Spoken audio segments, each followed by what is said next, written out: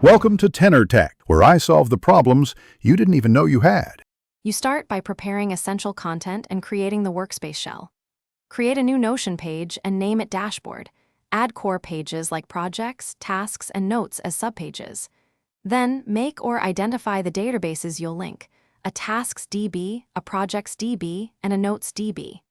Once done, add linked database blocks to the dashboard so you can surface specific views immediately. This saves time and centralizes everything for the next setup steps.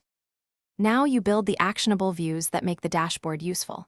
In each linked database, create a compact table view for editing, a board view for Kanban flow, and a calendar for dates. Apply filters to show only current items, due within 30 days, status is active, or assigned to you. Use sort rules for priority descending and group by project to keep context.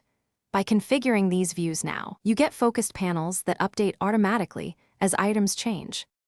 Finish by arranging the dashboard and adding small utilities. Create columns using drag, place the calendar on the left, a priority board center, and a notes list on the right. Embed a progress bar widget and a live calendar if needed, and add clear headers and separators so you scan quickly. Then test every linked view and filter. Make a sample task, change its status, and confirm it moves. If something fails, relink the database. Permissions or wrong source are the usual culprit. Thanks for watching. Subscribe to keep your life in tune.